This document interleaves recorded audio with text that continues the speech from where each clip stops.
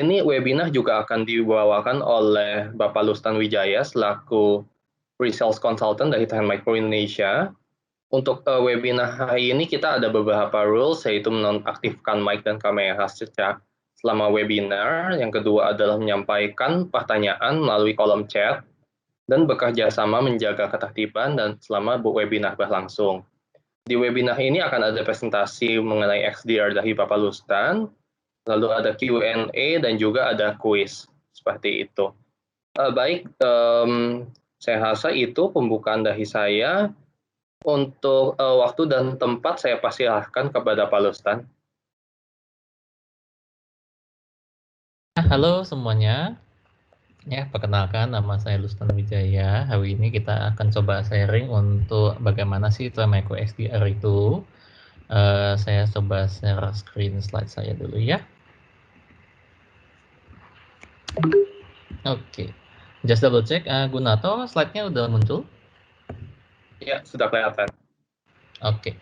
Ya, jadi hari ini kita akan sharing dikit mengenai apa sih yang dimaksud dengan Trend Micro XDR. Jadi kalau misalnya sebelum-sebelumnya sudah pernah join ke dalam event-eventnya kita di Trend Micro, basically mungkin sudah tahu mengenai EDR-nya kita. Kemudian kali ini kita pengen sharing untuk yang namanya XDR. Oke. Nah, sebelum saya masuk ke topik utamanya XDR sendiri, just untuk review aja bersama-sama. Kita semua mungkin sudah tahu dengan yang namanya adalah digital transformation, di mana saat ini semua bisnis sekarang sudah didukung penuh menggunakan teknologi, dan which is dulu itu kalau ngomongin sebelumnya teknologi itu biasa hanya mendukung, sekarang sudah bagian dari bisnis itu sendiri. Seperti yang kita bisa lihat itu dari financial industri, kemudian retail, healthcare, bahkan kayak sekarang lagi masa pandemi seperti sekarang, bisnis e-commerce itu tinggi sekali peningkatannya.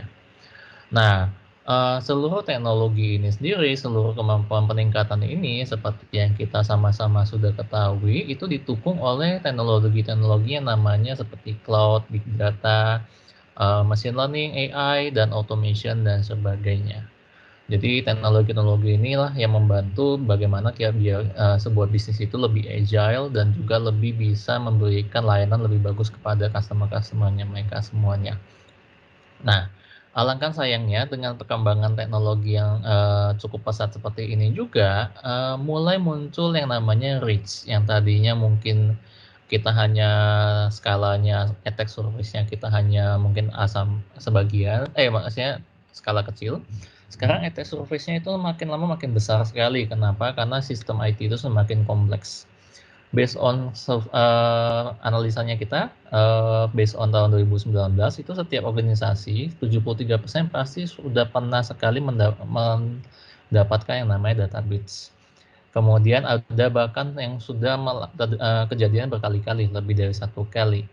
Nah, dan setelah kita analisa, mostly data breach itu bukan dikarenakan customer tersebut belum, atau sebuah enterprise itu belum mempunyai security, atau bahkan belum ada investment yang seperti parameter defense seperti anti malware atau firewall, IPS dan kawan-kawannya.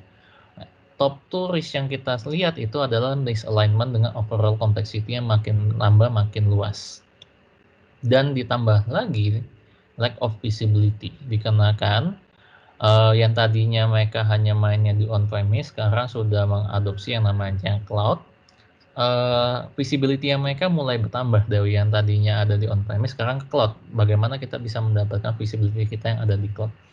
Dengan juga perkembangan dari sisi aplikasi juga, DevSecOps memperkenalkan sebuah metode untuk bisa memberikan secara agile terhadap pengembangan aplikasi. Yang tadinya pembuatan aplikasi itu kalau bikin aplikasi akan makan waktu berbulan-bulan bahkan bertahun-tahun. Sekarang setiap hari pasti ada aplikasi baru yang keluar, micro applications, oke. Dan itu yang membuat mulai kewalahan untuk kita bisa nge-track secara keseluruhan visibility-nya kita yang ada di lingkungan kita itu sendiri. Nah, ini yang kita pengen bahas, bagaimana sih kita di Trend Micro bisa bantu untuk ngelihat secara keseluruhannya menggunakan Trend Micro XDR-nya kita. Oke. Nah, seperti yang kita sama-sama ketahui, di dalam sebuah enterprise sekarang sudah lumayan kompleks, nggak seperti sebelumnya. mostly kita selalu melihat ada yang namanya sebuah enterprise, kemudian karena kita sudah leverage yang namanya cloud, cloud infrastruktur itu sendiri sudah juga menjadi bagian sebuah company. Jadi parameter device yang tadinya kita pasang di area perusahaannya kita sudah tidak cukup lagi untuk melindungi secara keseluruhan, karena sekarang kita udah mengextend networknya kita keluar dari perusahaan kita. Nah, hal ini menyebabkan banyak sekali threat-threat yang perlu kita monitor atau bahkan kita tanganin. Seperti salah satu contohnya yang paling gampang adalah malware, kemudian juga perubahan dari user behavior, dan juga yang paling latest itu adalah vulnerability. Dan pada saat kita melakukan yang namanya menggunakan cloud environment, biasanya mostly kita ada melihat banyak sekali misconfigurations, dikarenakan paradigma kita belum secara understanding mengenal bagaimana kita menggunakan cloud itu dengan baik dan benar dan best practice-nya. Kenapa? Karena banyak sekali yang mengira bahwa cloud infrastruktur itu cara manage-nya sama dengan di on-premise. Padahal enggak sama sekali. Jadi environment itu pun perlu spesifik treatment tertentu. Nah, apa yang terjadi? Setiap company akhirnya coba membangun yang namanya sebuah SOC center untuk menangani seluruh information dan visibility itu sendiri. Jadi informasi protection yang tadinya digunakan di masing-masing area silo, contohnya di endpoint biasanya kita menggunakan yang namanya EDR. Kemudian kita kalau misalnya ada ke network, karena pada saat kita ngomongin EDR mostly berhubungan dengan desktop. Tetapi perlu kita ketahuin, endpoint itu tidak hanya desktop. Jadi endpoint itu termasuk yang namanya adalah IoT devices, printer server, CCTV IP-nya kamera kita, dan sebagainya. Jadi banyak perangkat yang kita tidak bisa saling agent. Untuk mendapatkan visibility hal tersebut, biasanya company akan deploy yang namanya network detection response. Jadi bagaimana kita bisa melihat visibility-nya dari level network. Dengan adanya cloud, akhirnya kita mengextend bagaimana kita pun juga punya visibility di cloud-nya kita. Jadi tim SOC juga akan melihat bagaimana events yang ada atau bahkan telemetri data yang ada di cloud-nya itu sendiri. Dan yang paling terakhir, seperti yang kita ketahui, email tetap menjadi salah satu threat nomor 1, pintu masuk yang paling difavoritkan oleh attacker. Kenapa? Karena tingkat kemungkinan masuknya melalui email itu memanfaatkan social engineering itu sangat tinggi sekali, apalagi udah targeted attack. That's why tim SOC juga bagaimana kita punya dapat visibility dari area mailbox itu sendiri atau dari email itu sendiri. Oke. Nah, apa yang terjadi pada saat seluruh informasi dan seluruh telemetri data ini dikirimkan ke SOC, maka tim SOC mulai kalang kabut. Kenapa? Bayangkan tadinya dia cuma melihat beberapa event aja, sekarang kita nge-pump seluruh event, apalagi dengan adanya EDR, telemetri data yang di-generate itu tinggi sekali. Sebagai contoh, sebuah company yang jumlah usernya sebanyak 1000 itu typically mengenerate 22.000 event per seconds. Jadi itu satu hari itu sekitar 1,9 million events. Sebuah tim SOC perlu menganalisa seluruh event tersebut dan mengkorelasikan. Nah, itu akan memberikan overburden kepada tim SOC. Nah, sebagai contoh, teman-teman di sini coba lihat, ini saya coba simulasikan kalau kita hanya dapat 6 event per second, apakah bisa diikutin? Jadi event-event ini akan di-generate terus di dalam SIEM. Nah, bayangkan 6 event per second aja kita coba ngebaca satu-satunya aja belum tentu kita bisa ikutin. Apalagi 22.000 event per second, dan apalagi kita membutuhkan mengkorelasikan semuanya. Hal ini yang membuat dikarenakan saking banyaknya event tersebut dan saking kompleksnya dan lack of tools untuk tim SOC melakukan correlations, seringkali kita pada saat melakukan detection-nya udah telat. Lognya ada, tapi attack-nya udah terjadi.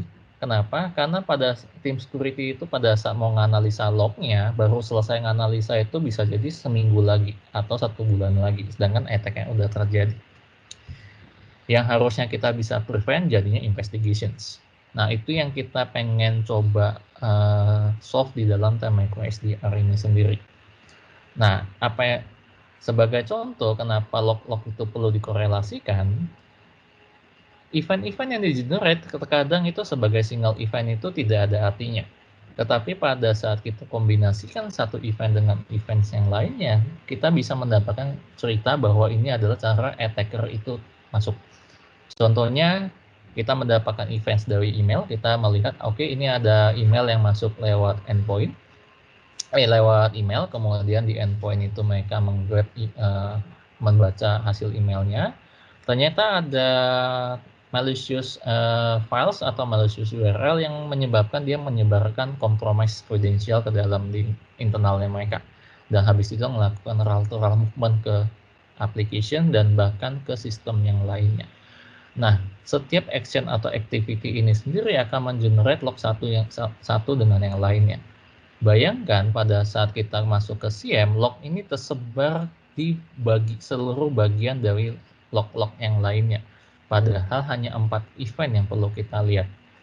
Jadi kita lack of information-nya, kita juga telat, saking banyaknya log ini mengakibatkan kita cukup telat dalam melakukan detection itu sendiri.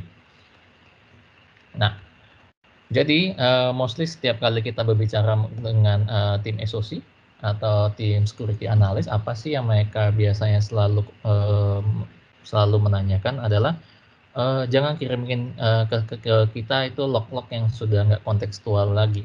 Jadi gimana caranya log yang kita kirimkan mereka itu sebisa mungkin adalah log yang gampang dimengerti, kemudian jumlah lognya juga dikit, tetapi tidak mengurangi tingkat akurasi dari dalam melakukan detection itu sendiri. Dan juga sebisa mungkin lognya kontekstual. Jadi kontekstual itu bukan hanya lognya itu tulisannya adalah ini ada IP source-nya dari mana, destination-nya dari mana, detection-nya apa, filenya apa, that's it. Oke, tetapi kita juga menceritakan basic understanding apa yang terjadi di activity log itu, bahkan kombinasi dari activity log itu, agar tim SOC itu punya understanding jauh lebih cepat. Nah, karena mereka udah bisa detect lebih cepat, understanding lebih cepat, decision jauh lebih cepat. Ini adalah ide yang kita pengen deliver pada saat menggunakan Thermaico SDR. Apa yang terjadi? Kita di Thermaico, kita pengen nge-break silo dari seluruh produk-produk yang digunakan untuk melakukan protection di masing-masing silo. Kalau di endpoint adalah Apex One, di servers kita menggunakan di security-nya kita, di NEOC menggunakan di discovery inspector-nya kita, untuk di email kita menggunakan cloud security-nya kita. Seluruh telemetry data yang di-generate oleh seluruh produknya Thermaico, itu kita akan pump seluruhnya ke data lake-nya kita. Jadi kita di Thermaico kita udah membangun sebuah data lake yang nanti akan menerima seluruh activity dan telemetry data dari produk-produknya Thermaico. Nah, dengan adanya centralized telemetry data ini, maka kita bisa menerapkan intelligent big data-nya kita terhadap telemetry data yang sudah dikumpulkan.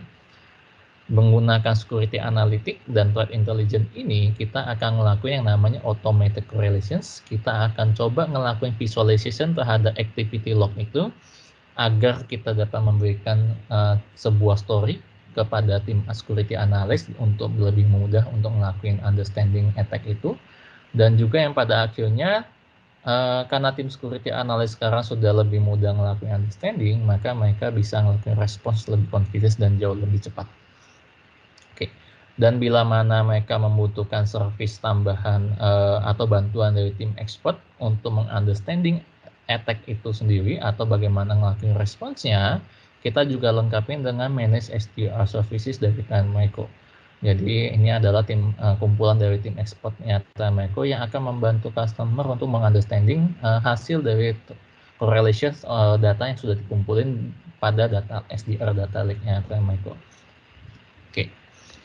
Nah, untuk gambaran saya kasih lihat mungkin beberapa tampilan dari Thermaico SDR. Jadi yang teman-teman lihat di sini ini adalah data dari data detection modelnya kita.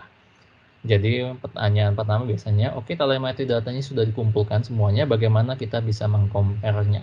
Nah, komparasi datanya itu kita menggunakan detection modelnya kita. Nah, masing-masing detection model ini terdiri dari multiple rules, dan di masing-masing rules ini consist of multiple filter. Masing-masing filter ini sendiri akan mewakilkan threat intel atau kriteria yang kita sudah buatkan dalam melakukan analisa di masing-masing telemetri data yang dikumpulkan. Jadi dari 10 juta atau 100.000 logs yang dikumpulkan itu akan dilihatin seluruhnya. Nah, bila mana akan ada logs yang nge-trigger salah satu filter atau salah satu rules secara keseluruhan, maka itu akan menambahkan poin ke dalam detection modelnya.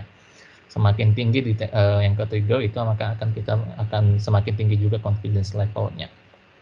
Nah, sebagai contoh, ini adalah hasil dari detection yang dihasilkan oleh detection modeling tadi. Dibandingkan kita memberikan log ke dalam CIEMS atau ke security analyst itu hanya ini ada detectionsnya adalah IP sekian sampai ke IP sekian apa yang dicek. Kita memberikan contextual detections kepada CIEM maupun security analyst. Contoh paling atas kita bisa memberikan ini adalah possible APT attacks yang ke-trigger melibatkan proses di initial access, execution data systems, melibatkan 2 endpoint, 1 server, 1 desktop, dan 2 user. Dan ini merupakan activity yang biasanya related dengan penambahan backdoor di dalam sebuah yang menggunakan email phishing. Dan dari log analysis ini sendiri, itu kita memberikan juga score level. Semakin tinggi score levelnya, maka semakin banyak rules atau filter yang tergenerate. Ini bisa memberikan bantuan ke tim security analyst untuk melakukan yang namanya prioritizations. Jadi sekarang security analyst bisa tahu mana alert yang harus diprioritas terlebih dahulu dibandingkan alert yang lainnya. Oke. Dan juga pada saat alert itu diklik dan masuk ke dalam untuk mendapatkan detailsnya, maka di detailsnya kita akan bisa menceritakan seluruh correlations yang sudah dilakukan oleh TimeMicro XDR. Sebagai contoh, kita bisa memberikan summary levelsnya, apa yang terjadi based on telemetry data tersebut atau detection alert log tersebut, dan juga kita memberikan timeline step by step apa yang terjadi during timeline tersebut. Jadi seperti contoh yang di layar, dimulai dari ada possible phishing link di dalam badan email, dan ternyata link itu berhubungan dengan rare website akses yang sangat langka sekali. Jadi ini dan juga udah pasti kita akan korelasikan juga dengan Nitro attack. Jadi teman-teman juga mendapatkan informasi bagaimana apa sih yang dimaksud dengan spy phishing link, teknik yang digunakan based on Nitro attack ini sendiri. Nah, selain mendapatkan summary dan detail historicalnya, customer juga bisa ngelakuin scroll secara timeline. Jadi bila mana itu ternyata ada step by step yang banyak, kita bisa melihat timeline secara stage of attack itu sendiri. Dan juga dari masing-masing stage itu kita akan nge-highlight detail dari objek-objek dan parameter yang terjadi di dalam objek tersebut.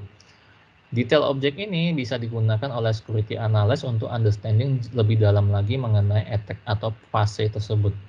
Sebagai contoh di sini adalah suspicious PowerShell command. Jadi tim security analyst bisa melakukan analisa terhadap script yang dijalankan di sini. Bila mana dibutuhkan, masing-masing objek tersebut kita bisa melakukan further investigation menggunakan yang namanya profile analysis. Jadi ini semacam root cause analysis yang ada di dalam EDR. Jadi activity-nya related dengan action tersebut bisa kita drill down jauh lebih dalam lagi. Dan kita support sampai dengan operating system yang cukup luas. Dengan Apex One yang kita support untuk Windows dan Mac, dan juga deep security-nya kita untuk various operating system. Dan dikarenakan tidak semuanya data endpoint itu kita bisa dapatkan menggunakan agent XDR, dikarenakan ada beberapa endpoint yang kita tidak bisa install agentnya, maka kita juga bisa melakukan investigation-nya menggunakan NEOC levels. Jadi Jadi kita bisa ngelakuin investigationsnya menggunakan network levels, karena kita juga menggrab telemetry data yang di-generate oleh Deep Discovery Inspector. Dari data ini sendiri kita bisa ngelakuin timeline bagaimana attack itu mulai. Seperti contoh di sini akan ada first target dan CNC communication yang dilakukan. Setelah itu kita bisa melihat lateral movement yang terjadi dari endpoint tersebut secara level network.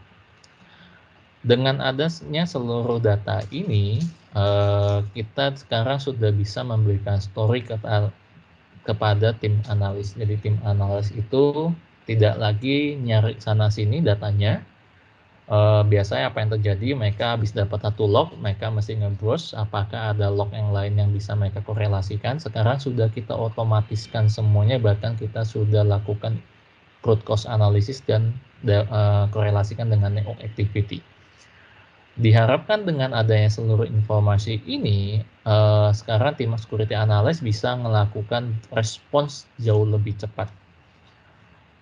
Keuntungan menggunakan Timeco SDR-nya kita juga, respons sudah bisa dilakukan directly melalui Timeco SDR-nya kita juga ke seluruh produk yang sudah diintegrasikan di Timeco SDR ini sendiri. Jadi tidak perlu lagi security analyst itu untuk pindah ke konsol dari masing-masing produknya, manajemennya dari produknya Timeco. Salah satu contoh, nggak perlu ngejam ke Apex One-nya konsol atau mungkin ke Cloud App Security konsolnya kita dan sebagainya. All response bisa dilakukan directly dari Timeco XDR Workbench ini sendiri. Oke. Nah, selain detection model yang kita udah kumpulkan tadi, Timeco juga sudah menambahkan built-in threat intelligence di dalam Timeco SDR. Jadi bila mana kita mendapatkan ada threat intel baru, maka seluruh telemetry data yang sudah ada di data lake itu akan secara automatically akan di sweep menggunakan threat intelligence yang sudah kita berikan. Jadi customer itu nggak usah lagi repot-repot untuk melakukan IOC sweeping manual. Nah, tetapi bila dibutuhkan, kita juga lengkapin tools kepada tim security analyst untuk ngelakuin manual sweeping atau proactive threat hunting ini sendiri. Jadi kalau teman-teman security analyst itu punya hipotesa atau punya IOC yang memang bisa digunakan untuk ngelakuin sweeping, maka tools ini bisa digunakan untuk ngelakuin sweeping itu sendiri. Oke. Bila mana ini yang saya sebutin tadi sebelumnya related dengan manage SDR-nya kita, untuk ngelakuin proactive sweeping itu tidak semua perlu knowledge yang cukup dalam, terutama dalam ngelakuin active threat hunting, karena kita perlu understanding bagaimana attack itu bisa terjadi, bagaimana kita bisa mendapatkan IOC-nya, dan bagaimana kriteria-kriteria yang biasa digunakan untuk ngelakuin attack itu sendiri. Nah, bagi customer yang mungkin punya limited resource untuk ngelakuin hal-hal tersebut, kita bisa bantu menggunakan managed SDR service-nya dari Timeco. Jadi kita akan ngelakuin monitoring 24 hours terhadap semua telemetry data yang di-generate dan sudah dikorelasikan oleh Timeco SDR. Untuk alert-alert yang perlu kita dan hasil alatnya kita akan melakukan analisis, dan bila mana kita menemukan ada yang perlu diperhatikan, maka kita akan komunikasikan dengan customer, dan juga kita akan memberikan response plan bagaimana untuk merespon terhadap threat itu sendiri. Oke. Nah, why Timeco SDR? Yang pertama, benefit yang kita bisa berikan kepada customer, terutama untuk tim SOC-nya customer. Yang pertama adalah kita bisa membantu tim SOC untuk nge-speed up time to detection sama responsnya. Jadi yang tadinya teman-teman SOC itu duration untuk ngelakuin investigasinya akan makan waktu lama, bisa sampai hitungan minggu atau bahkan hitungan bulan. Sekarang kita, karena telemetry data yang sudah kita kumpulkan semuanya, kita juga udah lakukan automatic correlations, maka waktu yang dibutuhkan untuk ngelakuin investigations itu jauh lebih cepat bagi tim SOC ini sendiri. Dan dikarenakan kita juga memberikan story terhadap apa yang terjadi di dalam log itu atau event yang kita generate, maka tim SOC sekarang punya better understanding apa yang terjadi. Dengan punya better understanding, maka tim SOC juga bisa melakukan tim response jauh lebih cepat dan lebih confidence. Yang kedua adalah kita nge-reduce yang namanya false positive. Hal ini kenapa? Karena kita sudah otomatis ngelakuin correlation terhadap log-log yang di-generate oleh masing-masing produk Telemeko itu sendiri. Bahkan telemetri data yang kita udah generate. Karena seluruhnya sudah dikorelasikan, maka kemungkinan terjadinya false positif dan false negatif itu jauh lebih sedikit dibandingkan kita mengirim seluruh log ke SIEM. Jadi tidak perlu lagi untuk resource-nya bisa digunakan jauh lebih efektif. Nah, yang paling terakhir adalah simplified melakukan investigations. XDR berbeda dengan EDR. EDR itu biasa hanya fokus dengan endpoint. Dengan adanya XDR, kita bisa ngelakuin analitik dan investigations ke multiple layer solutions. Jadi pada saat kita butuh ngelakuin IOC sweeping itu hanya perlu sekali dilakukan untuk ke endpoint, email, network, dan server secara sekaligus. Jadi kita tidak perlu ngelakuin kegiatannya berulang-ulang di masing-masing silo tersebut. Dan yang lebih baik lagi adalah data tersebut sudah dikorelasikan sekaligus. Jadi meningkat. Dengan ini kita bisa memberikan mempersingkat waktu investigasi, dan juga kita bisa storytelling terhadap action activity itu, thread tersebut jauh lebih efektif juga. Oke. Di sisi lain, Telemeko SDR kita juga mendapatkan recognitions dari Forrester. Jadi seperti yang teman-teman lihat, kita di Q1 2020, bahkan sebelum kita official merilis Telemeko SDR ini sendiri, kita sudah mendapatkan recognition dari Forrester. Pada saat Q1 2020 yang kita lakukan baru mengkorelasikan data dari endpoint dengan email. Jadi kita belum melakukan correlations dengan network dan servers. Saat ini kita sudah bisa mengkorelasikan data baik itu dari endpoint, email, servers, dan network.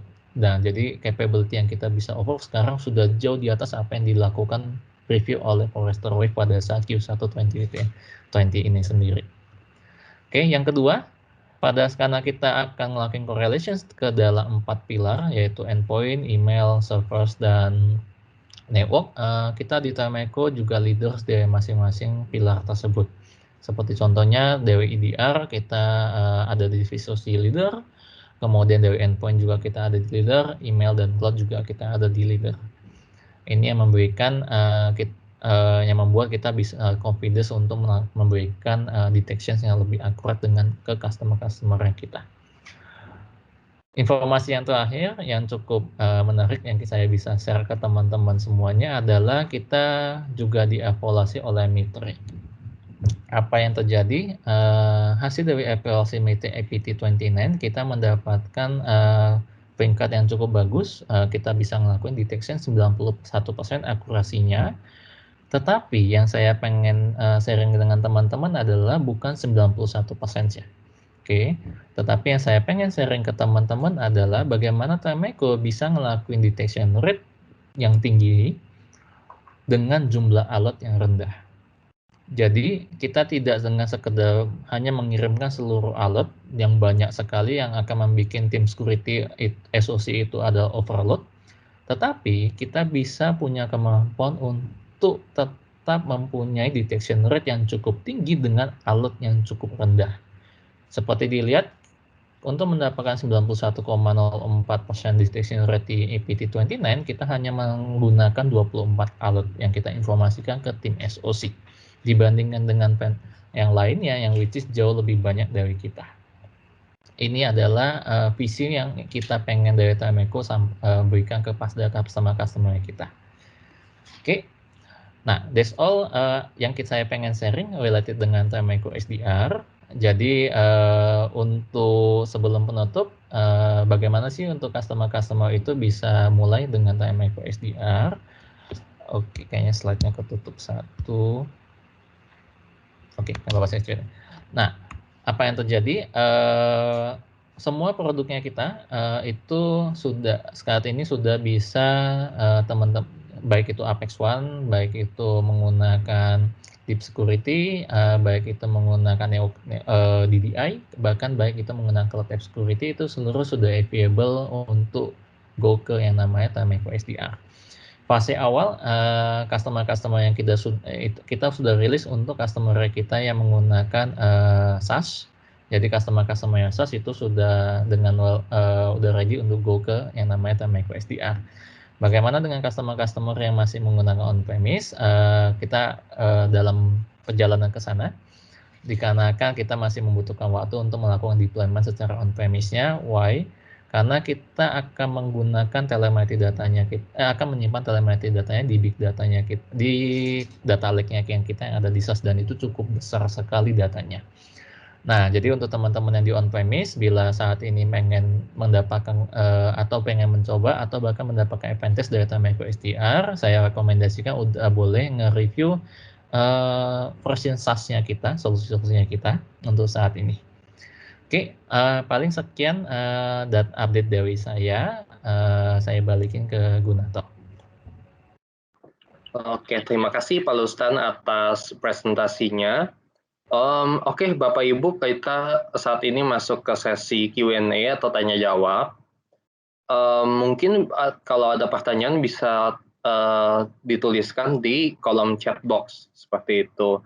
Ini sudah ada masuk satu pertanyaan dari Bapak Teguh Wahyudi. Apakah Trend Micro masih support legacy OS? Dan apakah Trend Micro dapat berkomunikasi dengan firewall? Kemudian untuk license, apakah bisa dapat di reuse?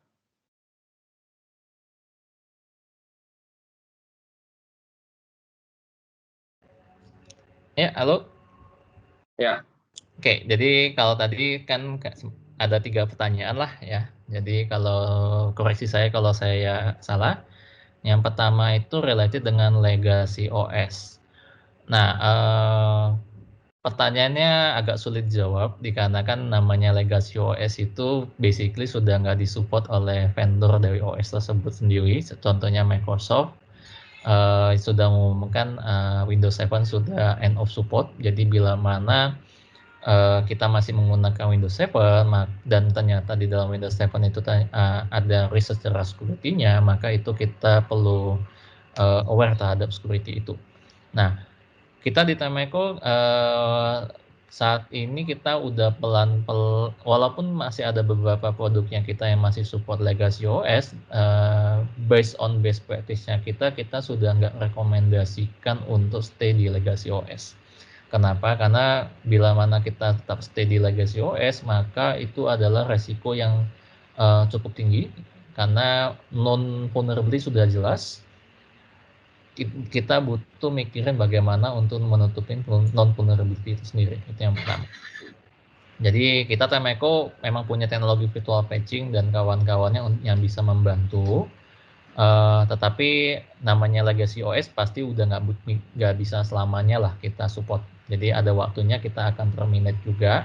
Untuk saat ini Windows 7 kita masih support, tetapi dalam waktu dekat kita pasti akan mengumumkan kapan kita akan sudah tidak support lagi untuk Windows 7.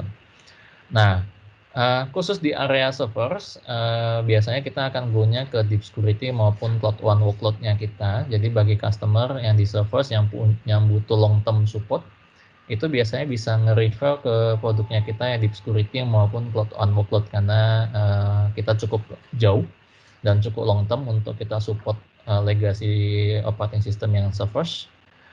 Tetapi sama, walaupun kita support, kita nggak rekomendasikan untuk stay di legacy OS. Jadi please untuk consider untuk go ke supported OS seperti itu.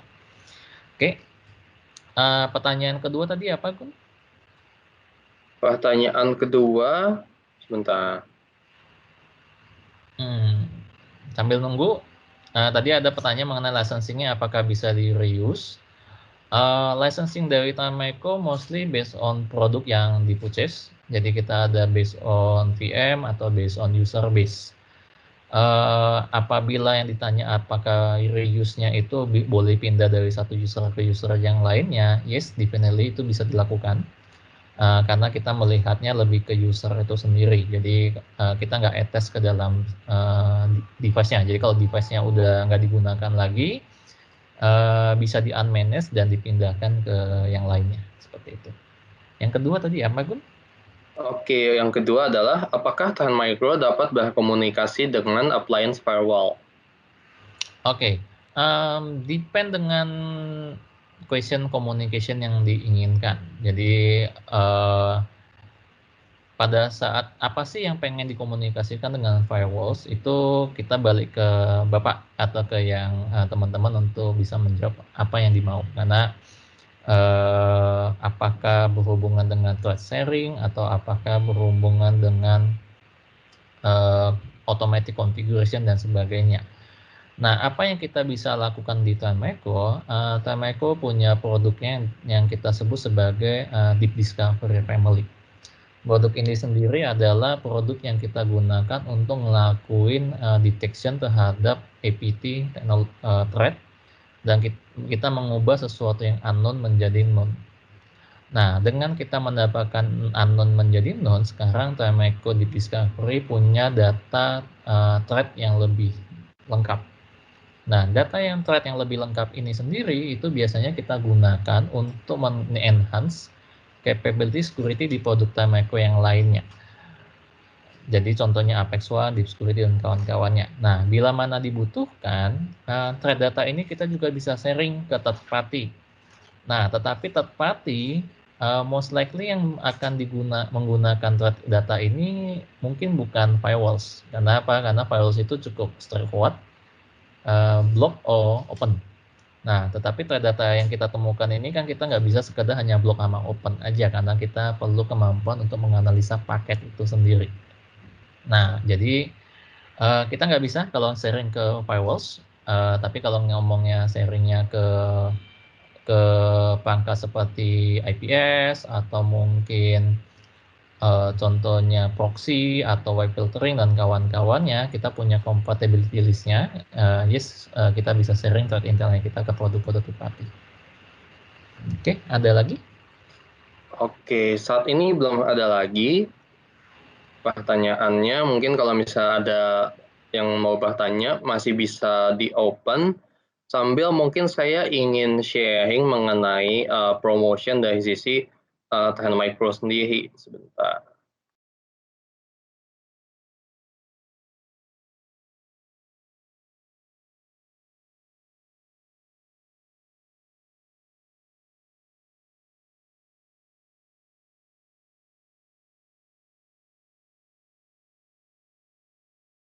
Oke, jadi saat ini MII sebagai Platinum Partner Time Micro sedang mengadakan promotion untuk pembelian Apex One. Jadi ini adalah produk anti malware. Di sini adalah produk anti malware yang sifatnya cloud. Jadi kita tidak perlu siapkan VM atau misalnya Windows Server dan juga database seperti itu, karena semuanya sudah disediakan oleh Time Micro. Di sini pembeliannya itu berlaku untuk 2 tahun dan 3 tahun sekaligus.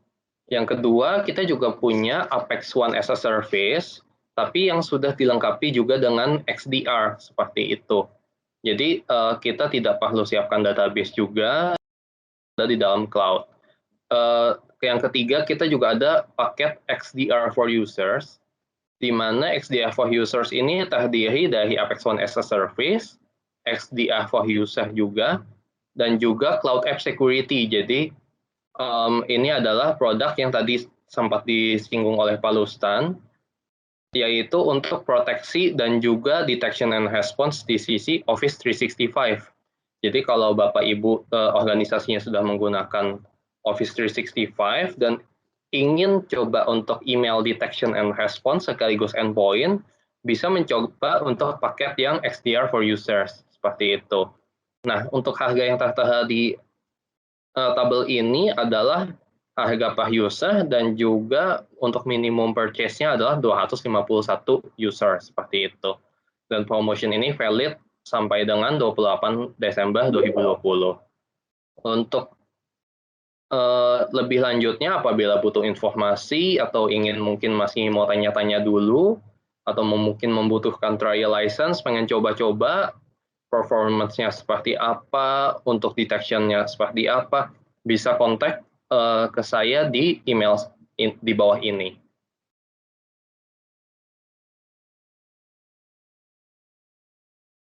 Oke, mungkin kalau belum ada yang ingin ditanyakan, kita bisa lanjut ke kuis terlebih dahulu.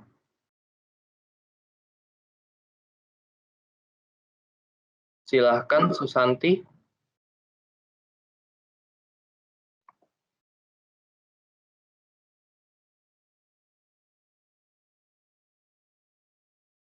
Halo, Susanti. Iya, sebentar saya share screen. Apakah sudah terlihat? Ya. Untuk kuisnya sudah dikirimkan di kolom chat. Bagi Bapak Ibu yang ingin join kuisnya, bisa melihat di kolom chat. Di situ tertera untuk kuis hari ini dan ada formatnya yaitu nama, strip perusahaan atau perusahaan strip namanya. Gitu untuk kuisnya.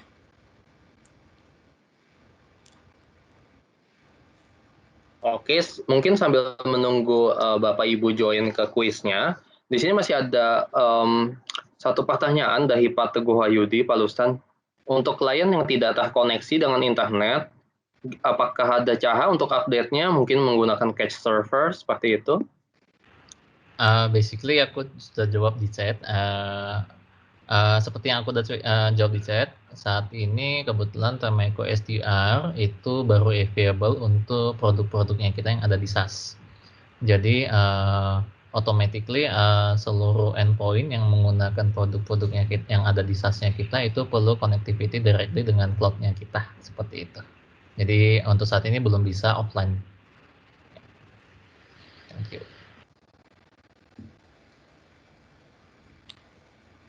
Saat ini udah 16 peserta yang join. Oke.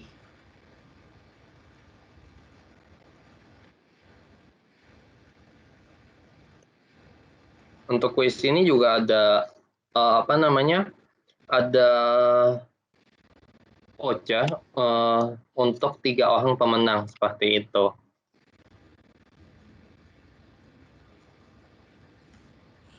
Mungkin untuk kuisnya kita tunggu 1 menit lagi. Jika ingin join kuis, bisa langsung join kuis sesuai dengan formatnya, yaitu perusahaan strip namanya atau namanya strip perusahaan.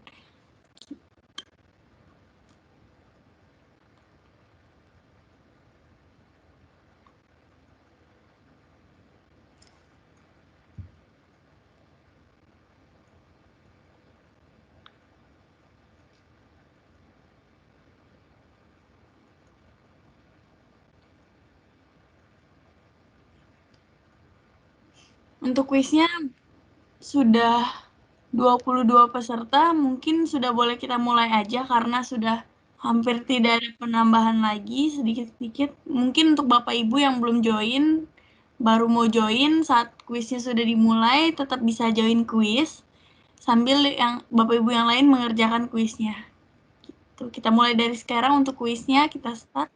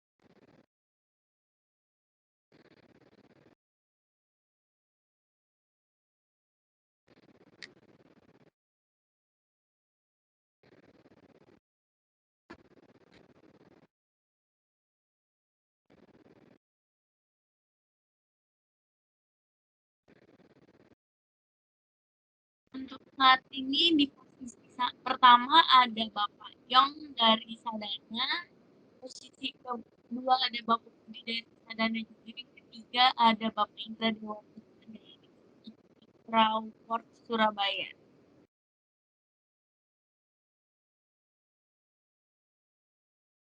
Oke, selamat kepada Pak Yong, Pak Budi, dan Pak Indra untuk memenangkan kuis ini. Nanti kita akan kontak dan kirimkan untuk vouchernya seperti itu. Tapi untuk saat ini belum benar-benar masih di posisi pertamanya. Masih bisa digantikan, Pak. Oh iya. Masih di posisi pertama masih digantikan selama durasi waktunya kita tunggu 1 menit lagi. Oke. Jadi yang dari bawah masih bisa nih naik ke atas kalau memang jawabannya tepat dan cepat menjawab kuisnya.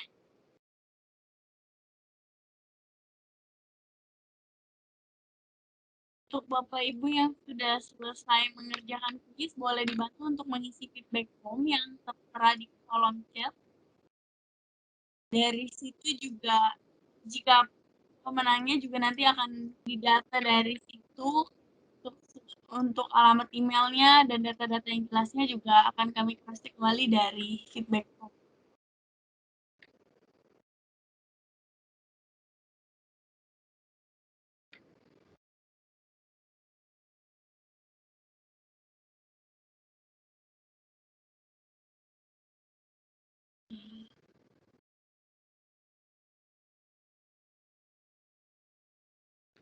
Mungkin udah waktunya kita end untuk saat ini karena kuisnya sudah lewat waktunya dari batas yang tidak tetapi. Sekarang kita end game kuisnya. Selamat kepada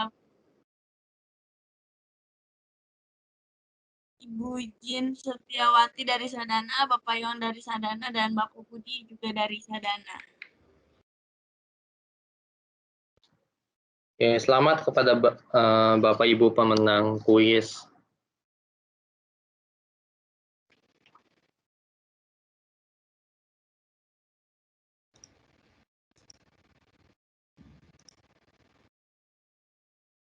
Mungkin dari Pak Lustan akan ada closing statement atau summary atau apa? Oke. Basically sih thank you, mungkin terima kasih atas kedatangannya. Bagi teman-teman yang pengen dapat informasi lebih detail atau bahkan pengen lihat demo live XDR itu sendiri seperti apa, bisa search di channel YouTube-nya Time Micro. Kita sudah nge-publish beberapa material related dengan Time Micro XDR-nya kita, dan bahkan ada live demo yang menceritakan bagaimana tim SOC itu akan menggunakan XDR workbench-nya kita itu sendiri. Jadi saya sangat senang, semoga teman-teman mungkin bisa pakai ke YouTube-nya channel-nya kita. Tinggal masuk ke YouTube, cari aja Time Micro XDR seperti itu. Ya, terima kasih atas waktunya. Itu aja. Oke, terima kasih Pak Lustan. Oke, Bapak Ibu ingin mengingatkan sekali lagi untuk mengisi feedback form atau link survei yang ada di kolom chat. Kalau misalnya Bapak Ibu juga membutuhkan adanya sertifikat untuk webinar ini, kita juga bisa provide seperti itu. Baik, itu saja untuk webinar hari ini. Terima kasih sudah mengikuti webinar MII bersama Time Micro. Mohon maaf kalau ada salah kata. Kalau misalnya ada ingin yang ditanyakan, bisa kontak kepada kami. Terima kasih.